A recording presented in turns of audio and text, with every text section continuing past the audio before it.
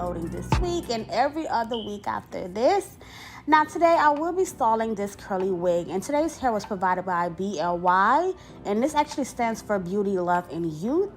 And they sent over this beautiful, gorgeous curly wig, and I didn't have to do any plucking to this wig whatsoever. It was pre-plucked to the T, and all I had to do was bleach the knots, and I'm going to get ready to install this wig on my little sister today.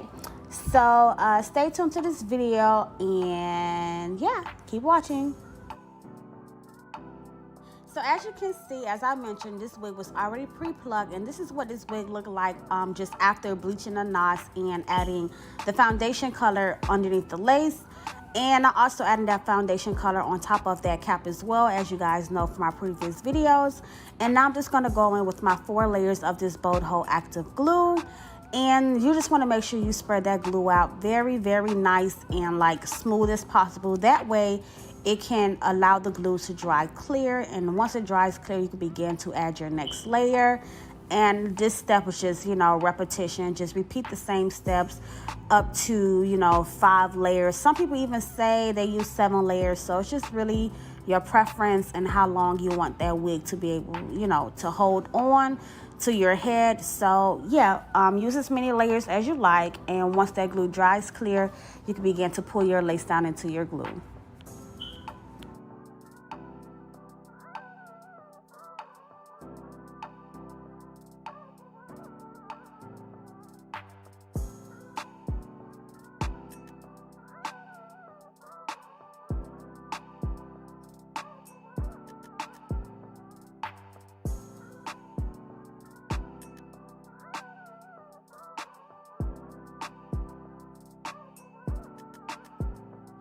Once you have pulled that lace down into that glue, you can now go in with your blow dryer, and make sure you are using the warm to hot setting on your blow dryer, and just blow dry that lace in as your client holds that lace down. And also go in with your tail comb or a comb in general, and just continue to comb that lace straight back while still applying that heat to it. And as I always mention, when it comes to applying your glue and cutting off the extra lace, just make sure you have the glue, you apply your glue in the same shape as the person's hairline. That way, when it's time to cut off the extra lace, you know exactly what you need to cut off and everything like that. And that way you don't have to worry about the lace being too far down and, those type of situations like that. So once you get that lace, mostly glued down, just cut off that extra lace and cut off anything that you feel should be removed, especially right here on this side. As you guys can see, I cut it back some more instead of just gluing what was lifting. But now I'm just going to go in with that Bold Hold on the end of my rat tail comb and just, apply that glue in all of the places that is still lifting. And once you do one side, you just want to repeat the same steps to the other side.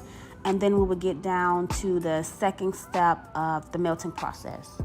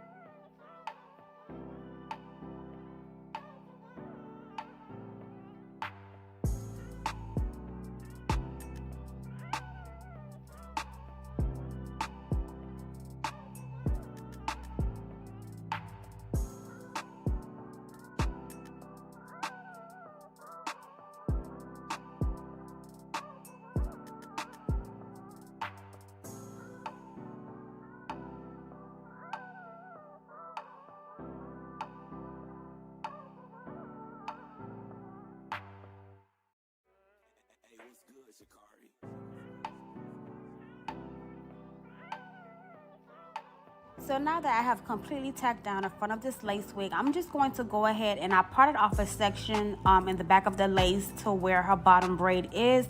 And I'm just going to take my needle and thread and just sew down the back of the lace. This is a lace front, but I still sew down the back.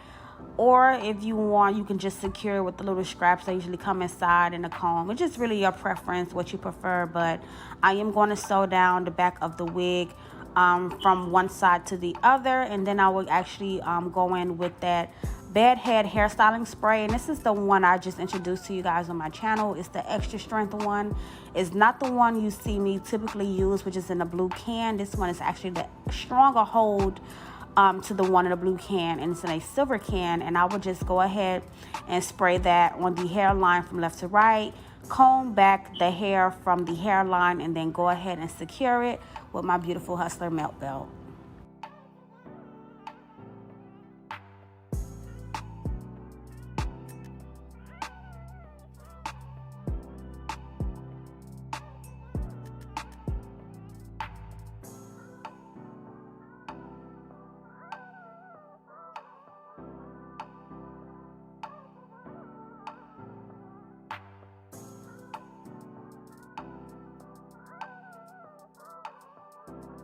Now that you have let the hairline dry completely underneath that melt belt, whether you blow dry, set it underneath the dryer, or did it yourself, I just had to slow this section down right here because I really wanted y'all to see like how the melt belt really gets that lace melted into the skin. And it's literally like on the wet lace type of tip. So just go ahead after you watch this video, just take your time out to purchase one of my melt belts. They are only $5 and they really get the job done. Like, I don't know who other channels you guys watch, but if you really want to get technical, like this is a technique that I introduced to YouTube. And you know, a lot of people don't give me the credit for my techniques, but it's cool because your girl still gonna be blessed anyway. But yes, purchase your melt belts on the website, and it will be, you know, down in the description box, my website and how to order and where to order and everything like that. And yeah, get you a melt belt, secure your lace, get it melted and everything like that. Super easy to use. It does give you a tight compression, but that compression does really get that lace melted into your skin. And you know, I just want to say, guys, stay tuned for 2020 because I got some things that's coming and dropping that y'all is gonna be like, yes, sister girl. But moving right along, once you do remove that melt belt, just go in with some, you know, wax and begin to hot comb out the roots, because as I always mention, hot comb out the roots, whether the wig is straight, curly, or wavy, just to give it that really, really nice pressed and neat type of look.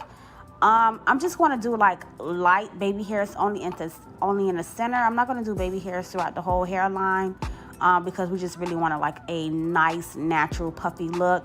And I'm also going to just add some layers to the front of this wig as well to pretty much like shape and frame the face like once this hair is completely wet and everything like that. But in the meantime, right now my focus is just getting those roots nice and pressed out, and you know, just going in with that Bedhead hairstyling spray and just shaping and molding the top to look how I want it to look. And then once I get that shape and molded, you know, I will apply some of that mousse. And for today, I did use that Apple G mousse. I usually use the Nairobis. It really isn't a difference. It's just whichever one I grab first. But I am using that Apple G's mousse today.